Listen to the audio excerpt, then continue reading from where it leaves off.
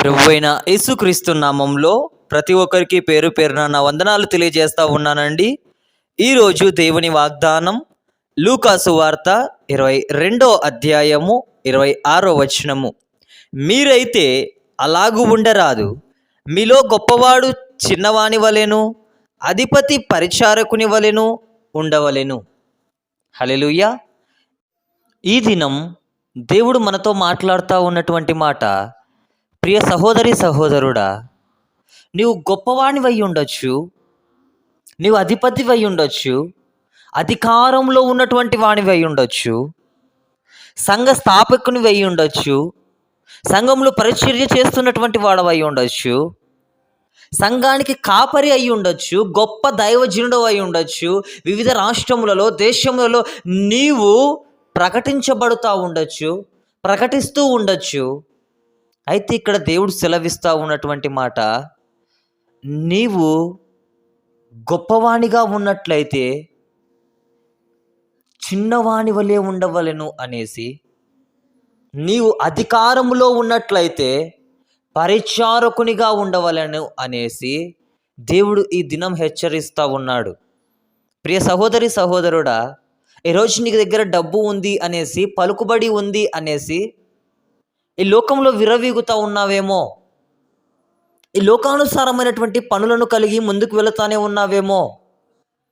అయితే ఇక్కడ దేవుడు సెలవిస్తూ ఉన్నాడు, ప్రియ సహోదరి సహోదరుడా, నీవు తగ్గింపు జీవితమును కలిగి, నీవు ఏదో గొప్ప గొప్ప స్థానముల కోసము దేవుడిని నీ లోకానికి పంపలేదు. ఆ రోజు యేసుక్రీస్తు ప్రభుల వారు పాపుల దగ్గర ఉన్నాడు, పాపం చేస్తూ ఉన్నట్లుంటే వారిని విడిపించడం కోసం వెళ్ళాడు, లోకంలో పడిపోయినటువంటి వారిని లేవనెత్తడం కోసం వెళ్ళాడు, రోగులను స్వస్థపరచడం కోసం వెళ్ళాడు. అయితే ప్రతి చోట కూడా ఆయన నామాన్ని గొప్ప చేసుకోవాలి అనేసి అనుకోలేదు, కానీ నా బిడ్డలు అనేసి ప్రతి వారికి కూడా పరిచర్య చేస్తూ వెళ్ళాడు. ఈరోజు దైవజనునిగా, సువార్థికునిగా నువ్వు పిలువబడుతూ ఉన్నట్లయితే ఈరోజు అట్టి పరిచర్యను చేస్తూ ఉన్నావా? లేకపోతే నీ దగ్గరికి వచ్చేదానికి కానుక తీసుకొని రావాలి, నీ దగ్గర ఫోటో దిగడానికి ఇంత డబ్బులు కట్టాలి, నీ దగ్గర నిలబడుకొని కేక్ కోయడానికి ఇంత డబ్బులు కట్టాలి అనేసి ఇట్టి రీతిలో అయినటువంటి పరిచర్యలు చేస్తూ ఉన్నావా? ఒక్కసారి గుర్తిరిగి నిన్ను నీవు పరీక్షించుకో ప్రియ సహోదరి సహోదరుడా. లేకపోతే ఒకరిని విమర్శించడం కోసం దేవుడు నిన్ను ఎన్నుకొని ఉన్నాడా?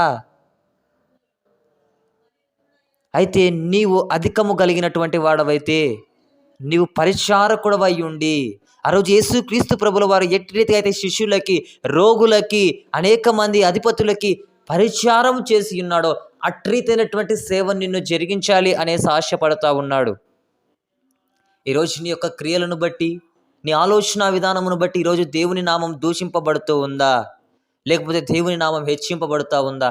ఒక్కసారి ఆలోచించుకో ప్రియ సహోదరి సహోదరుడా.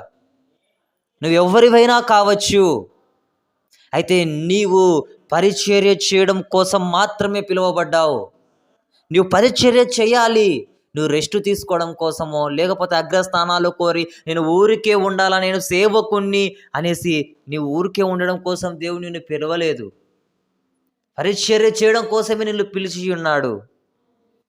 నువ్వు ఈ లోకంలో జీతం పుచ్చుకోనకపోవచ్చు, అయితే నీకు పరలోకం అనేటువంటి ఒక జీవితం ఉంది. ఆ జీతం కోసం నువ్వు పరిగెత్తు. ఈ లోకంలో ఏది శాశ్వతము కాదు అని ప్రకటిస్తున్నటువంటి నీవు ఈ లోకంలో డబ్బు కోసం, ఆస్తుల కోసం, అంతస్తుల కోసం ప్రయాసపడతా ఉన్నావా? ఒక్కసారి ఆలోచించు ప్రియ సహోదరి సహోదరుడా. అట్రీతైనటువంటి జ్ఞానము కలిగినటువంటి ఆత్మ ప్రతి బిడ్డకి అనుగ్రహించబడును గాక. ఆమేన్. దేవుడి వాక్యమును దీవించును గాక. ఆమేన్. ప్రార్థన. మిక్కిలి ప్రేమ కలిగిన దేవా, నీకు వందనాలయ్యా. మరి ఈరోజు నైనా తండ్రి సేవకులుగా ప్రభువా, అనేక మంది నైనా తండ్రి అట్రీతిగానే పరిచారకులుగా ప్రభువా, మరి సంఘంలో ఉన్నటువంటి వ్యక్తులు ప్రభువా, మరి అగ్రస్థానములను నైనా తండ్రి గొప్పవారము అనేసి నైనా తండ్రి మేము అధికారములో ఉన్నాము అనేసి ప్రభువా విర్రవీగుతూ ఉన్నారేమో. అయితే అటు వారిని నైనా తండ్రి తగ్గింపు జీవితము కలిగి నైనా తండ్రి మీరు పరిచారము కోసము అని నైనా తండ్రి చిన్నవాని దగ్గర చిన్నవాని వలెనైనా తండ్రి ఉండవలనని మీరు గొప్ప కార్యం జరిగించి మీరు మాట్లాడి ఉంటున్నారు. దాన్ని బట్టి నీకు వందనాలు, స్తోత్రాలు తండ్రి. ఆమేన్.